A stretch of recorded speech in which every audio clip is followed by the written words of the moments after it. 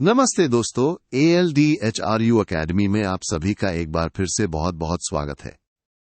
मैं हूं आपका अपना एजुकेटर और आज हम लेकर आए हैं VMOU कोटा के जून 2026 एग्जाम्स के लिए BA प्रोग्राम का सबसे महत्वपूर्ण सब्जेक्ट PSY 04 यानी सामाजिक मनोविज्ञान। दोस्तों, आज हम इसके सेक्शन ए के टॉप 20 ऐसे प्रश्न कवर करेंगे जो आपको 2 मार्क्स पक्के दिलाएंगे और आपकी तैयारी को सुपर स्ट्रांग बनाएंगे। तोकमर कस लीजिए क्योंकि अब सफलता दूर नहीं। चलिए शुरू करते हैं पहले सवाल से। प्रश्न 1 है, व्यक्तित्व को परिभाषित कीजिए। दोस्तों, ये सवाल देखिए कितनी बार रिपीट हुआ है। दिसंबर 2016 से लेकर जून 2024 तक हर साल पूछा गया है। ये तो बिल्कुल घोलकर पी जाने वाला प्रश्न है, इसे रट लीजिएगा। तो इसका जवाब क्या है? व्यक्तित्व यानी पर्सनालिटी व्यक्ति के अंदर मौजूद उन सारे मानसिक और शारीरिक गुणों का एक डायनामिक संगठन है जो उसे अपने आसपास के माहौल में यानी वातावरण में एडजस्ट करने में मदद करता है। इसको आप ऐसे समझिए, आपकी वो खास पहचान है जो आपको दूसरों से अलग बनाती है और आपके व्यवहार को तय करती है। अगला प्रश्न है, संस्कृति को परिभाषित कीजिए और देखिए भी कितना इंपॉर्टेंट है। दिसंबर 2016 से लेकर दिसंबर 2023 तक लगातार पूछा गया है। ये भी एक हॉट टॉपिक है, इसे भी अच्छे से समझ लीजिए। संस्कृति क्या है? संस्कृति दरअसल है हमारे सीखे हुए व्यवहारों और उनके परिणामों की एक पूरी व्यवस्था है। इसके जो भी तत्व होते हैं ना, वो किसी खास समाज के सदस्यों द्वारा एक पीढ़ी से दूसरी पीढ़ी तक पहुंचाए जाते हैं, फिर सब मिलकर उन्हें अपनाते हैं। आसान भाषा में कहें तो ये हमारे रीति रिवाज, मान्यताएं, कला और जीवन जीने का तरीका है जो हम अपने समाज से सीखते हैं। प्रश्न 3 है, अभिवृत्ति को परिभाषित कीजिए। ये भी कई बार एग्जाम में आया है, जैसे दिसंबर 2022, दिसंबर 2023 और जून के एग्जाम्स में भी। तो इसे भी ध्यान से सुनिए। अभिवृत्ति यानी एटीट्यूड किसी भी मनोवैज्ञानिक चीज के प्रति हमारे अनुभवों से बनी हुई एक पॉजिटिव या नेगेटिव रिएक्शन देने की इमोशनल टेंडेंसी है। मतलब आप किसी चीज के बारे में कैसा महसूस करते हैं, अच्छा या बुरा, और ये आपके पिछले अनुभवों पर आधारित होता है। अब देखते हैं प्रश्न 4, सामाजिक प्रभाव को परिभाषित कीजिए। ये भी एक बहुत ही कॉमन और जरूरी सवाल है जो कई बार पूछा गया है, जैसे दिसंबर 2019, 2021, 2023 में। सामाजिक प्रभाव तब होता है जब दूसरे लोग कुछ कहते हैं या करते हैं और उसका असर हमारे व्यवहार, हमारी भावनाओं या हमारे विचारों पर पड़ता है और वो बदल जाते हैं। जैसे आपके दोस्त ने कुछ कहा और आपने अपनी राय बदल दिए, सामाजिक प्रभाव है। प्रश्न 5 है, पूर्वाग्रह को परिभाषित कीजिए। ये भी दिसंबर 2016, 2023 और जून 2022 में पूछा गया है। बहुत ही महत्वपूर्ण कॉन्सेप्ट है ये। पूर्वाग्रह यानी प्रेजुडिस, किसी भी चीज या व्यक्ति के बारे में बिना किसी ठोस लॉजिक या सबूत के पहले से ही एक राय बना लेना है। ये अक्सर नेगेटिव होता है और सही जानकारी पर आधारित नहीं होता। दोस्तों रुकिए, अगर आप भी चाहते हैं अपने एग्जाम में 75% से ज्यादा मार्क्स पक्के करना, तो ये पूरी सब्जेक्ट गाइड जो हमने खास आपके लिए तैयार की है अभी डाउनलोड कर लीजिए। इसमें आपको ऐसे ही सारे महत्वपूर्ण प्रश्न और उनके जवाब मिलेंगे। डायरेक्ट लिंक नीचे डिस्क्रिप्शन बॉक्स में दिया गया है। देर मत कीजिए अपनी सफलता की ओर, पहला कदम अभी बढ़ाइए। चलिए आगे बढ़ते हैं प्रश्न 6 की ओर। समाज मनोविज्ञान की विधियों के नाम बताइए। ये भी दिसंबर 2019, 2021 और 2023 में पूछा गया है, यानी ये भी एक रिपीटेड क्वेश्चन है। समाज मनोविज्ञान की मुख्य विधियां हैं प्रयोगात्मक विधियानी एक्सपेरिमेंटल मेथड, परीक्षण विधियानी ऑब्जर्वेशन, सर्वे विधि, वैयक्तिक इतिहास विधियानी केस स्टडी और समाज मिति विधि। इन सभी तरीकों से हम सामाजिक व्यवहार को समझते हैं। प्रश्न 7 है, आक्रामकता को परिभाषित कीजिए। ये भी दिसंबर 2017, 2021 और JUNDEC 2020 में आया है। ये भी एक महत्वपूर्ण परिभाषा है। आक्रामकता यानी एग्रेशन एक ऐसा व्यवहार है जिसका सीधा मकसद किसी दूसरे व्यक्ति को जानबूझकर नुकसान पहुंचाना या उसे चोट पहुंचाना होता है। यह शारीरिक भी हो सकता है और मानसिक भी। प्रश्न 8 है, सामाजिक मनोविज्ञान में 3 प्रकार की सामाजिक अंतःक्रियाओं के नाम लिखिए।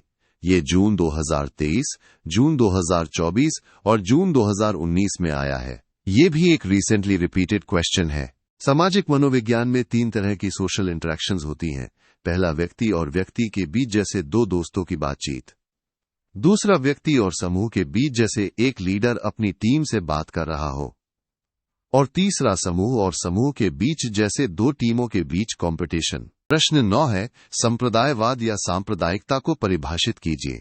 ये भी दिसंबर 2017, 2021 और जून 2016 में पूछा गया है।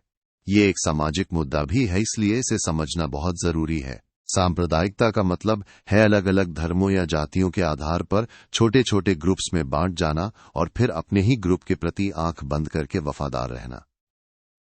इसमें अक्सर दूसरे ग्रुप्स के प्रति नफरत या भेदभाव की भावना आ जाती है। प्रश्न 10, समाज मनोविज्ञान को परिभाषित कीजिए। ये दिसंबर 2023 और JUNDEC 2020 में आया है। ये तो इस सब्जेक्ट का बेस है, इसे तो आपको पता होना ही चाहिए। सामाजिक मनोविज्ञान एक ऐसी साइंस है जो किसी व्यक्ति के व्यवहार और उसकी फीलिंग्स का अध्ययन करती है, लेकिन एक सोशल सिचुएशन में। मतलब लोग समाज में रहकर कैसे सोचते हैं, महसूस करते हैं और व्यवहार करते हैं, इसका अध्ययन। प्रश्न 11 है, स्वतंत्र चर क्या है? यह दिसंबर 2016 और 2018 में पूछा गया है। यह रिसर्च मेथोडोलॉजी का एक बेसिक कॉन्सेप्ट है। स्वतंत्र चर यानी इंडिपेंडेंट वेरिएबल वो वेरिएबल होता है जिसमें हम एक्सपेरिमेंट के दौरान बदलाव करते हैं और फिर हम देखते हैं कि इस बदलाव का असर आश्रित चर यानी डिपेंडेंट वेरिएबल पर क्या पड़ता है। ये वो चीज है जिसे हम कंट्रोल करते हैं। प्रश्न 12, नेतृत्व को परिभाषित कीजिए। ये दिसंबर 2016 और जून 2022 में आया है। लीडरशिप तो हर जगह जरूरी है, तो इसकी परिभाषा भी जरूरी है। नेतृत्व यानी लीडरशिप एक ऐसी प्रक्रिया है जहां एक व्यक्ति ग्रुप कम्युनिकेशन के सेंटर में रहता है और पूरे ग्रुप को सही दिशा दिखाता है। वो ग्रुप को मोटिवेट करता है और एक कॉमन गोल की तरफ ले जाता है। प्रश्न 13 है, ऑपरेंट कंडीशनिंग का अधिगम सिद्धांत किसने दिया है? ये जून 2024 और जून 2016 में पूछा गया है। ये साइकोलॉजी का एक बहुत ही फेमस सिद्धांत है। ऑपरेंट कंडीशनिंग का लर्निंग थ्योरी महान वैज्ञानिक BF स्किनर ने दी है। यह सिद्धांत इस बात पर आधारित है कि कैसे किसी व्यवहार को रीइंफोर्समेंट यानी पुनर्बलन देकर मजबूत या कमजोर किया जा सकता है। प्रश्न 14, समाज मनोविज्ञान की कोई दो व्यवहारिक उपयोगिता बताइए। ये दिसंबर 2018 और 2019 में आया है। प्रैक्टिकल यूटिलिटी बहुत जरूरी है।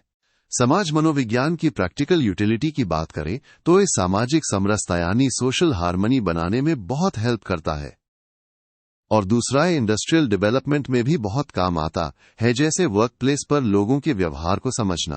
प्रश्न 15 है, प्रयोगशाला प्रयोग एवं क्षेत्र प्रयोग में अंतर कीजिए। ये भी दिसंबर 2018 और 2019 में रिपीट हुआ है। ये एक्सपेरिमेंट के दो अलग अलग तरीके हैं। प्रयोगशाला प्रयोग यानी लैब एक्सपेरिमेंट कंट्रोल्ड कंडीशंस में किया जाता है जहां सब कुछ हमारे कंट्रोल में होता है। वहीं क्षेत्र प्रयोग यानी फील्ड एक्सपेरिमेंट नेचुरल एनवायरनमेंट में किया जाता है जहां चीजें जैसी हैं वैसी ही रहती हैं।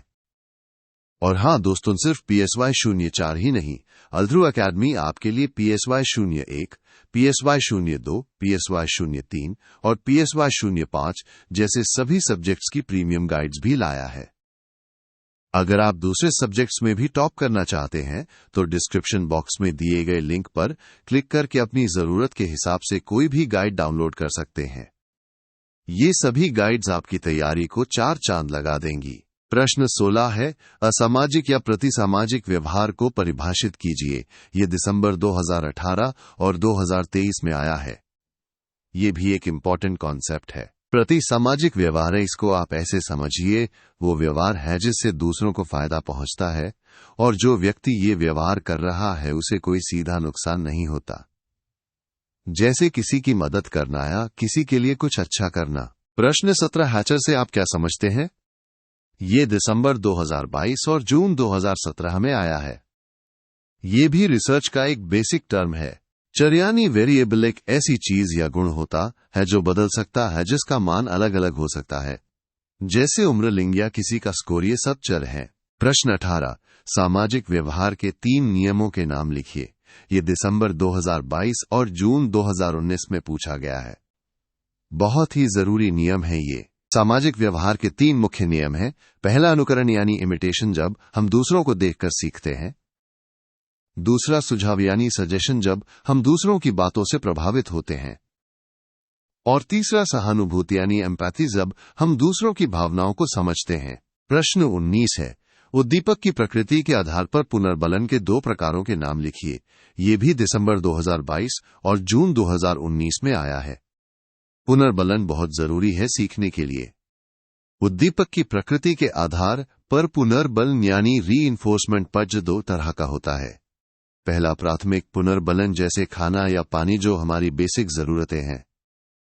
और दूसरा द्वितीयक पुनर्बलन, जैसे पैसे या तारीफ, जो हमने सीखकर वैल्यूएबल बनाए हैं। और अब है हमारा आखिरी सवाल, प्रश्न 20। सहायता परक व्यवहार को परिभाषित कीजिए। ये दिसंबर 2022 और जून 2018 में आया है। सहायता परक व्यवहार यानी हेल्पिंग बिहेवियर वो होता है जिसमें कोई व्यक्ति अपनी मर्जी से बिना किसी लालच या अपने लिए किसी नुकसान के दूसरों को फायदा पहुंचाता है। ये एक बहुत ही पॉजिटिव सोशल बिहेवियर है। तो दोस्तों, ये थे PSY 04 सामाजिक मनोविज्ञान के टॉप 20 सबसे महत्वपूर्ण प्रश्न। मुझे पूरी उम्मीद है कि ये वीडियो आपकी तैयारी में 4 चांद लगा देगा। अब बस एक छोटा सा काम और कर दीजिए, हमारे चैनल को सब्सक्राइब कीजिए, इस वीडियो को लाइक कीजिए और अपने दोस्तों के साथ शेयर भी कीजिए। और हाँ, डिस्क्रिप्शन बॉक्स चेक करना मत भूलिए, वहां आपको सारी जरूरी लिंक्स मिल जाएंगी। याद रखिए, मेहनत का फल सफलता है।